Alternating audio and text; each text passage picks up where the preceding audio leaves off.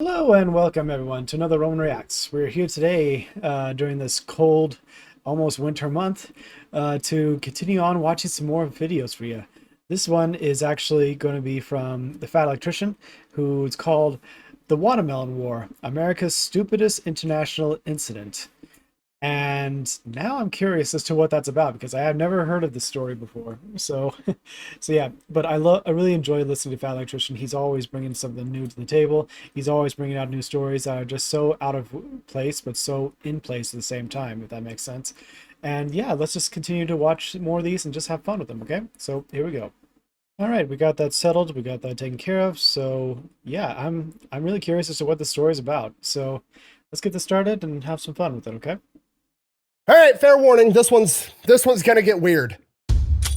Today we're talking about the Watermelon War, that time that America and Panama had an international incident over a slice of watermelon, which it kind of sounds weird, but historically speaking, it's really not. I mean, Mexico and France almost went to war over a pastry. America and Great Britain almost went to war a third time over a pig on an island off the coast of Canada. And then there was that one time that Honduras and El Salvador almost went to war over soccer. So, I mean, war is weird. And to be fair, while it is called the Watermelon War, it was more of a riot, but it's kind of called the war because it had such a historical impact on the world. It's crazy. Basically what happened was a drunk American got in a fight with a Panamanian street vendor over a single slice of watermelon, not even a whole watermelon, just one slice of watermelon. And that created a ripple effect through time that resulted with America creating the Panama Canal. Okay, I'm gonna say that a little bit slower if you're not picking up what I'm putting down. A drunk American got in an altercation over a slice of watermelon with a Panamanian street vendor, and then it resulted in America cutting the entire continent in half. And I'm gonna explain everything right after a word from our sponsor. This video is brought to you by Element. Okay, look, we've been through this before. They've already sponsored the channel 10 times. They're gonna keep sponsoring the channel, mostly because I keep wanting to work with them because I actually like this shit. Okay, it's a super simple, straightforward product. It's just electrolyte mix, okay? I don't know how it works. Science is involved. It's like Gatorade, except there's no sugar and there's not a bunch of artificial food dye. I don't know why it works. All I know is I drink it once a day, my piss is clear, and I don't have headaches. And then if I'm working out, being fat and sweaty, sometimes I'll have 2, maybe even 3 a day, whatever the situation calls for. They just come in these little drink sticks, throw them in your bag, drink them whenever you need them. It's fantastic. Like I said, they don't have a bunch of sugar like Gatorade and all the other stuff. Despite that, they actually taste good somehow. I really like the lemonade and the raspberry and the chocolate ones. If you mix the chocolate ones with hot water, it's like hot chocolate. It's really good. I'll actually read all the ingredients for you right now. Salt,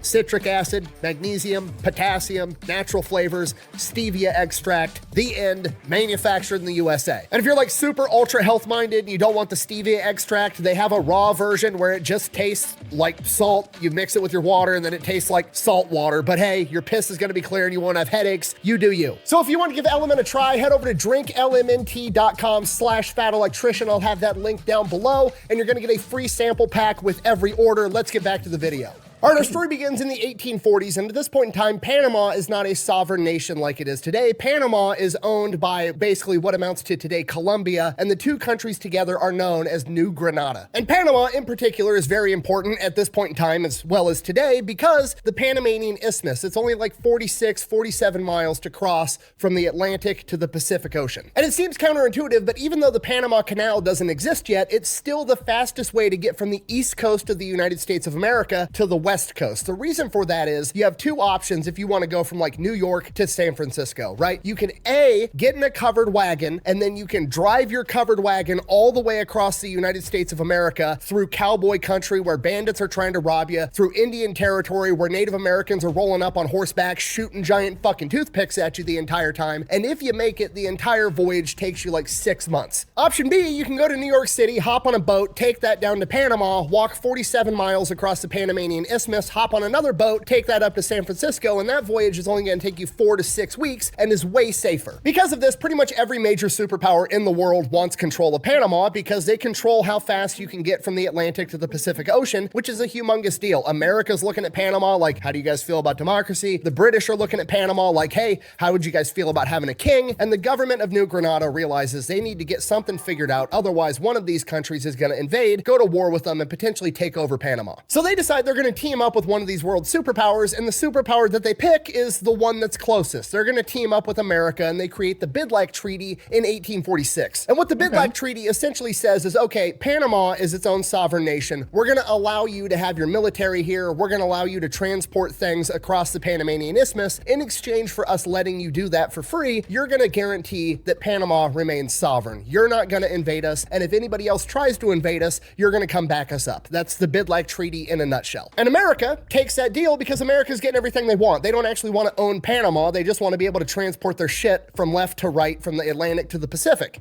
Damn good deal. And for a while, it works great. People that want to migrate from the East Coast to the West Coast do it through Panama, and then the main reason they end up using this entire thing is so that they can transport mail. So the U.S. mail that's going from New York to San Francisco actually travels down to Panama. The Postal Service throws it on a donkey, throws it in a canoe. That would actually make sense because if you had like horse teams and other fast mail services, they wouldn't have been able to get it easily across one state to the other without having to traverse the plains and whatnot. So yeah, it actually makes sense to go through the Panama to get the mail to them. So.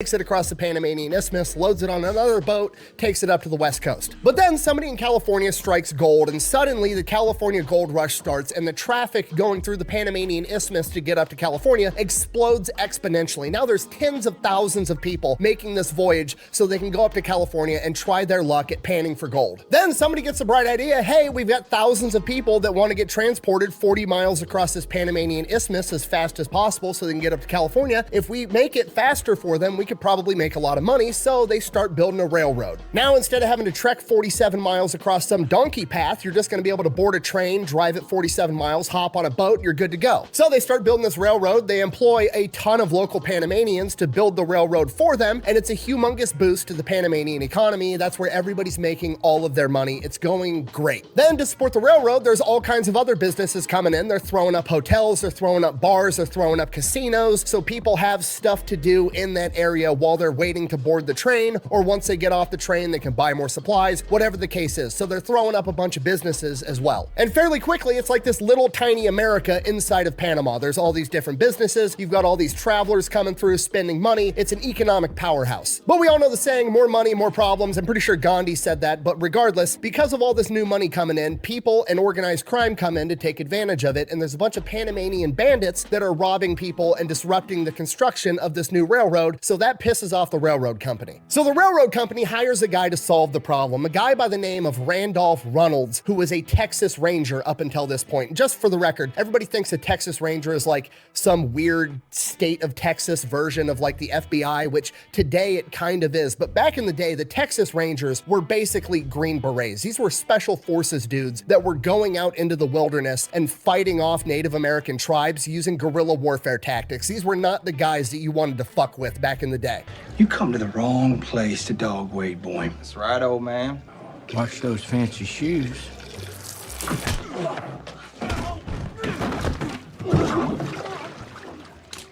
It's a real mess you get at point blank, but I'm happy to do it for you. So Randolph Runnels and his boys come in and they start capturing and killing all of the bandits, so much so that the locals end up referring to him as El Verdugo, the hangman, and everybody's absolutely terrified of him. He's notorious. And that pretty much puts a kibosh to all of the bandits. And then the railroad gets finished and all of the local Panamanians that were building the railroad get laid off and basically get told, okay, thanks for building our shit, now fuck off. So now the railroad's making a ton of money. All these local businesses supporting the railroad that are also owned by Americans, bars, saloons, the whole nine yards, they're all raking in a bunch of money as well. And the Panamanian locals have just kind of been kicked to the curb. There's like this little America that they're no longer allowed in. They can't afford the property there. They can't live near it. They're no longer reaping any economic benefits of it. And because of this, there's a lot of resentment from the locals towards this new American business, which, to be fair, completely understandable. They built the fucking railroad and now they're not benefiting from it at all. And to be fair, I have no historical evidence to back this next part up. This is me assuming a couple of things, but I'm going to go ahead and assume that the Americans that were coming through and traveling weren't super respectful of the local Panamanians, because you got to realize the Americans that are coming, these are all people that are like, okay, we have like cobblestone streets and streetlights in a modern society in New York City. I'm going to risk all of that. I'm going to move out to the wilderness in California and risk my entire existence on my ability to dig up a shiny fucking rock. Okay, these are not risk adverse people. These are people that are willing to gamble at all. So I'm assuming when they show up, they're not being respectful of the local population, and I would assume that makes it 10 times worse. Okay, I don't like it when people come into my small town and increase the wait time at the local restaurant. I definitely don't like it when they're being drunk assholes about it the entire time. That's just common sense. So that's what's going on in the background leading up to the Watermelon War. Then on April 15th, 1856, a bunch of Americans get in from the boat. They're waiting on the train to come pick them up. They've got a layover. One of these Americans is named John Oliver. Here's an artist rendition of what I believe he looked like. And John Oliver, like most Americans, determines, okay, I got to sit here for a couple of hours waiting on this train to come pick me up. I'm going to the bar so I can get hammered. So him and his boys go out to the bar. They start drinking. They get absolutely obliterated, and it just turns into the movie The Hangover. They start bar hopping from bar to bar, and as they keep hopping from bar to bar, they keep getting further and further away from the train station, and the further away from the train station you go, the more and more it starts to look less like America and more like Panama. We don't have no beer,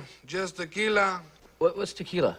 Yeah, it's like beer. If it's like beer, we'll have some. 3 tequilas.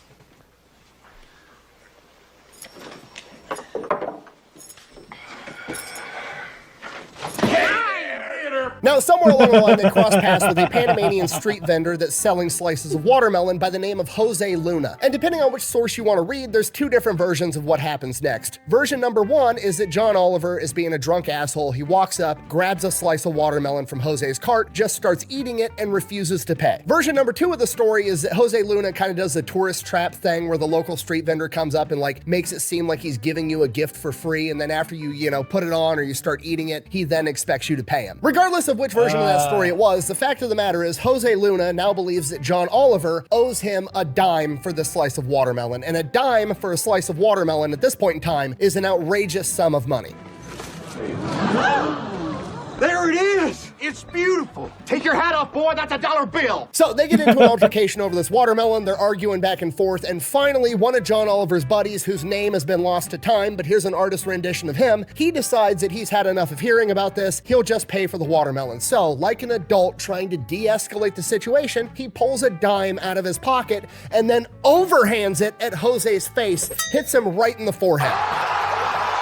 At this point, Jose, pissed off, pulls out a knife, to which John Oliver, being the American in the situation, does what Americans do and pulls out a gun. So now we've got a standoff. Okay, things are tense. Everything is frozen. We've got a knife. We've got a gun. They're standing there. Everything's going fine. Everything's going great. This is the point where everybody's like, okay, you got your dime. We're gonna leave. We're clearly the assholes here. Everybody can just go about their merry way. But then one of Jose Luna's buddies, whose name also has been lost to time, so we're just gonna go ahead and call him Hose B. Hose B jumps in and tries to grapple the gun away from John Oliver, and during this altercation, the gun goes off and shoots an innocent bystander. Oh, get!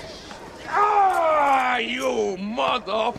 And that's it. It's done. This is the match that lit the powder keg. We've got like a decade of racial tensions between the locals and the Americans, and an American, whether he did it intentionally or not, just shot a Panamanian, and within a minute, the entire thing just devolves into a massive riot. Panamanians are coming out of everywhere with clubs and rocks and sticks and knives and machetes and whatever else they have, and just start beating the shit out of the Americans. And the riot just keeps growing and growing and growing, and eventually they're in the American part of town. They're looting and destroying all of the American businesses, the bars, the hotels, all of it. They're destroying and stealing absolutely everything. The Americans don't know what to do, so they all fall back to the train station. They barricade themselves inside, and they're sending out telegrams asking for help, and those get cut short because the Panamanians start ripping down the telegram lines. They rip up one of these phone poles and start using it as a battering ram, trying to get inside the train station. They're gonna kill absolutely everybody. Then the Panamanian cops show up. The Panamanian cops are kind of like this middle ground of like, they're Panamanian, they're probably also very frustrated with America being drunk assholes inside their country all the time, but also they're working for the city understands that that's bringing in a ton of money, so they kind of have a vested interest in just squashing the entire riot. They're not really gunning for the Americans like everybody else. Yet. As the Panamanian police are trying to break up this riot, one of the Americans from inside the train station shoots out the window and shoots one of the Panamanian cops, at which point the Panamanian cops are like, Oh, hell no.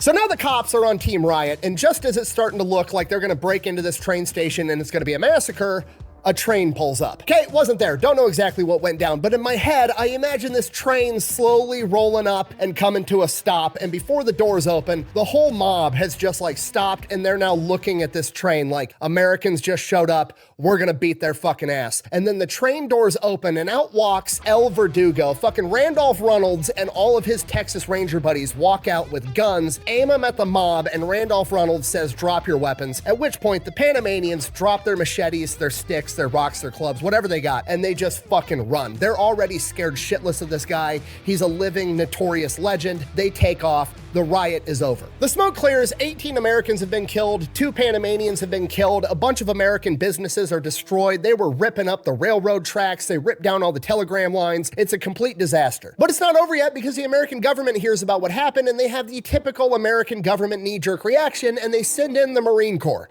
Yes!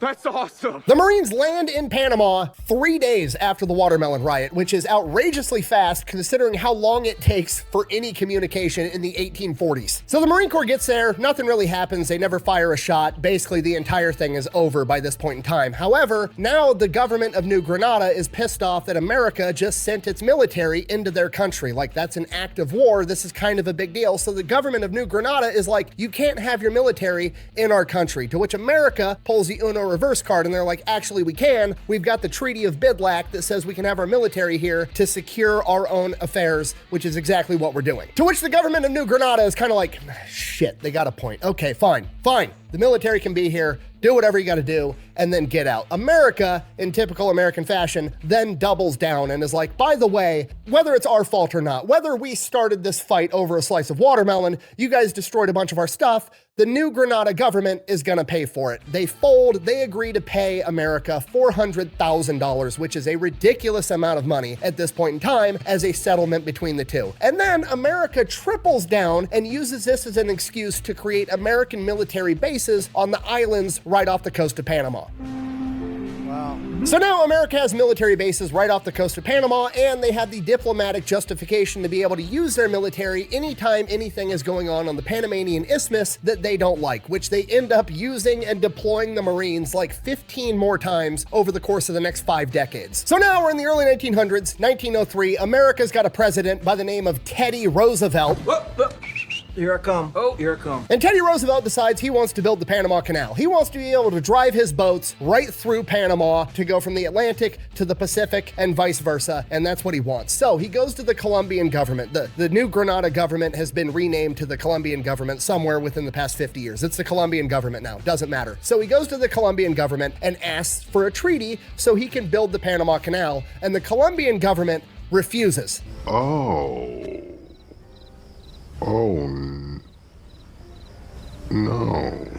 Which is a bold strategy considering that Teddy Roosevelt's most famous quote is, "Speak softly, but carry a big stick," which is literally a reference to, you should always use diplomacy first, and if diplomacy doesn't work, you should use force. And at this point in time, a lot of the Panamanians were really upset with the Colombian government because Greater Colombia kind of treats Panama like a backwater. They're not investing in infrastructure. They're not really treating them as an equal part of the country. So there was a lot of resentment built up there. So Teddy Roosevelt goes in and is like, basically, hey, look, if you guys have a revolution, America's gonna back you, which is kind of the nudge they needed. So they start a revolution trying to get their own independence from Colombia, and Teddy Roosevelt sends the American Navy and gunships to block Colombia from sending any reinforcements.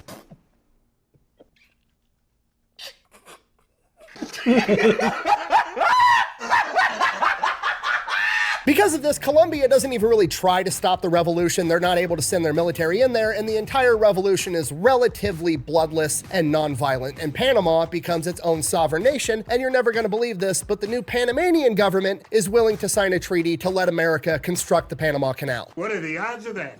What are the odds of that? And there you have it. That is the story of how some dude found gold in California, which led to an American getting drunk in Panama, getting in a fight over a slice of watermelon, which led to Teddy Roosevelt cutting an entire continent in half. The more you know, I guess. Thanks for watching. Best way to support the channel is go buy some merch, maybe pick up some Echelon Energy, go check out Pepperbox. Links for all of those are over at thefatelectrician.com. Quack bang, out. That's crazy. Honestly.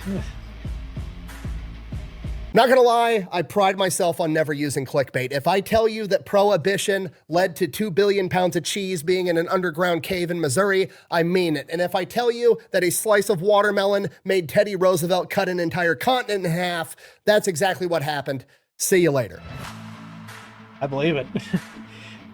And I think there was like a different project too with the Panama Canal being, it was under like different contractors that like were from French or something that they tried to build the Panama Canal first, but like they had logistic problems or just didn't have the means to do it. And then the Americans took over the project and they eventually built the full-on canal, which for a time was not ours for like a number of years because of Jimmy Carter. Jimmy Carter was the one. Or was it Bill Clinton? It was Jimmy Carter. Anyway, one of the two. But yeah, they basically they handed back the canal, and then America got it back recently. So it's just a little bit back and forth from what I'm understanding. But regardless, this is really interesting. I had no idea that one little incident could be a ripple effect that would cause like, oh, by the way, since you did this so many years ago, we're going to be building this. That's going to be beneficial for you and us. So it's like, okay, man. Okay, all that for a slice of watermelon. Oh man, and the Texas Rangers guys, that would be an epic entrance of like to basically stop a whole rioters coming in, and you see the train and the train doors open. You see the Texas Rangers with their weapons drawn and ready to duke it out, and basically drop your weapon or leave, and then they all just like. Run! Just took off running. Anyway, wow. So that's it for me, guys. I'll leave that right there. I'll be sure to leave a link in the description down below for Fat Electrician's video. You can check out Fat Electrician up here for you guys to check out. A random video, including subscribe button. Let's continue to grow, guys. This has just been phenomenal to see so much growth on the channel. Let's hope we can maybe hit to 5K in the future, the ultimate goal, 10K. So yeah, let's just keep on growing, guys. As always, Romans, salute. If you like Romans content and wish to see more, like and subscribe to continue to support the channel.